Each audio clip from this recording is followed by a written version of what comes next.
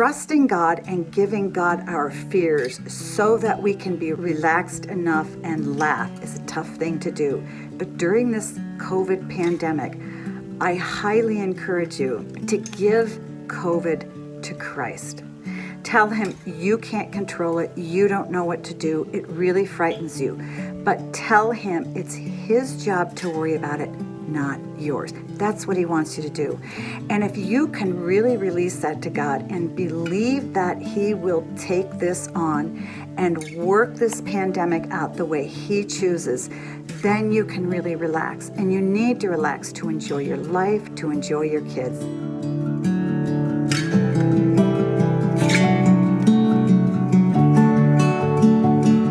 My name is Meg Meeker, and I live in northern Michigan. I'm a pediatrician. I work with my husband, and we have 4 grown kids and 5 grandkids. I'm also an author, and I love encouraging parents in raising their kids. So change is hard for most people. It's hard for adults and it's hard for kids. We've just been thrown an enormous change. You know, our schedules were turned upside down, and it's hard. And I think that at the beginning of our transition, the first couple of weeks, it's really important to give grace to ourselves.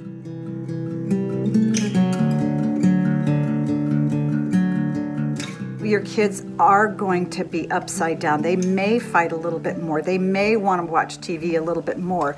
Meals aren't going to be what you think they should be. And many of us who've never been homeschooled teachers sort of look at our kids and go, I don't know what I'm supposed to do.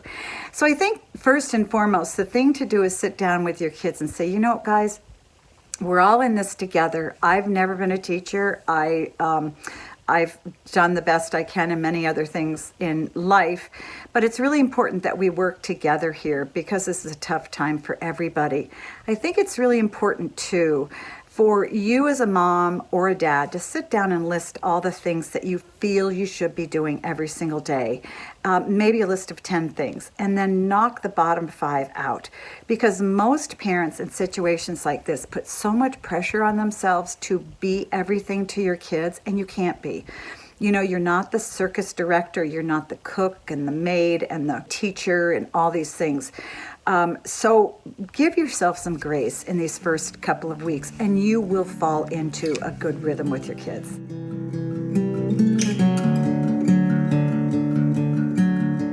As we go through this over the next couple of weeks, each of us is going to be reconciling our own fears and our own anxiety and our own frustration and boredom. So it's really important as we work those through, we don't work them through with our kids, work them through with your spouse or a close friend.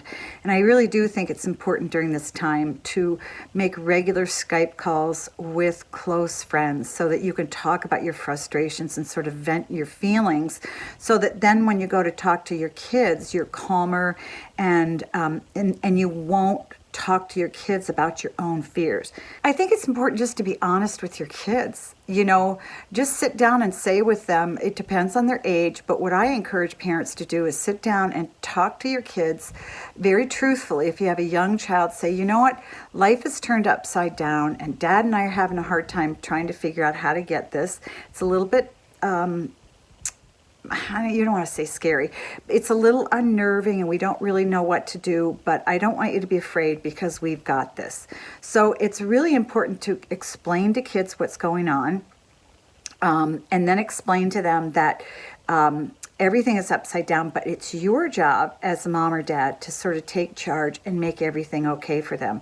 It's really important that you allay your child's fears because a lot of kids are very anxious about what's happening. We need to lead our kids and let our kids know it's safe for them to feel what they feel and to feel confident that we're going to make everything okay.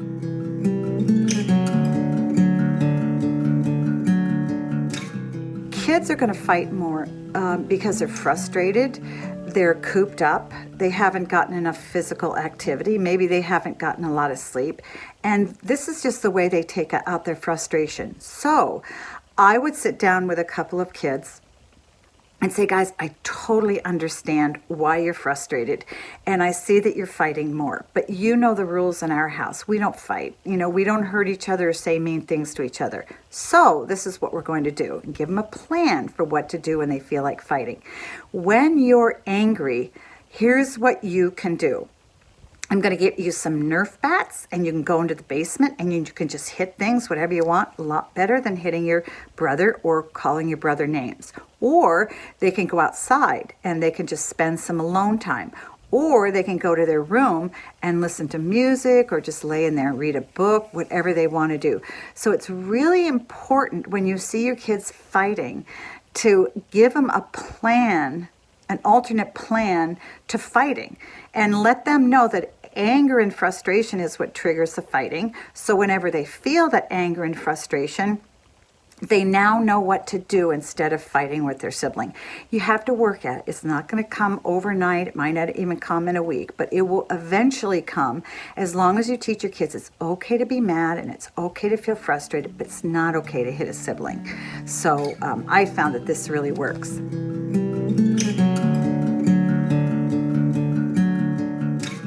Parents, I want to tell you something. Guilt will rob you of your joy. And most parents feel guilty for absolutely no reason. You have everything you need to do a good job. That doesn't mean you're going to be a great homeschooler. Maybe the best you can do is tell your kids to read and you pick out the book for them. Or maybe the best you can do is go online and find a good math program or history, whatever, and tell your kids to do it. So I think it's really important to understand and recognize you can't be all these things to your kids. A lot of parents who used to working outside the home, who are now working inside the home, are trying to deal with kids and they're trying to deal with their work and they're frustrated because they're not doing either one well. Well, give yourself a break. You can't be 2 people at once and you can't be 5 people at once.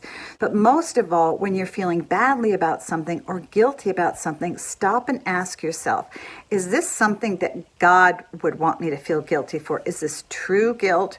Or is this false guilt? Is this guilt that I'm just putting on myself because I feel badly about what I'm doing? Or is this real guilt because I'm really doing something wrong? I think if you stop and evaluate that, you're going to find that most of the time it's false guilt. And once you give that up, you'll stop comparing yourself to your friends. Do not compare yourself to your friends. Don't even ask what they're doing with their kids. Don't even ask what programs, unless it's a close friend and you're not going to feel jealous. Because I'll guarantee you one thing. Once you have a friend tell you the long list of things they're doing that you're not doing, you're going to feel jealous. You're going to feel like a bad parent. And this is wrong. So don't even compare yourself to other parents. God gives you exactly what you need to be a great parent to your kids, not your neighbor's kids. So let them go crazy trying to do a million things. You stay calm and enjoy your kids. So what I wanted to do, I love Jesus Calling. What I would like to do now is to read you a passage from Jesus Calling that I find very inspiring and very appropriate for what we're going through today with this pandemic. This is a passage from Jesus Calling from June 17th, and I really hope it's going to encourage you today. I know it does me. Learn to laugh at yourself more freely. Don't take yourself or your circumstances so seriously. Relax and know that I am God. When you desire my will above all else, life becomes much less threatening. Stop trying to monitor my responsibilities, things that are beyond your control. Find freedom by accepting the boundaries of your domain. Laughter lightens your load and lifts your heart into heavenly places. Your laughter rises to heaven and blends with angelic melodies of praise.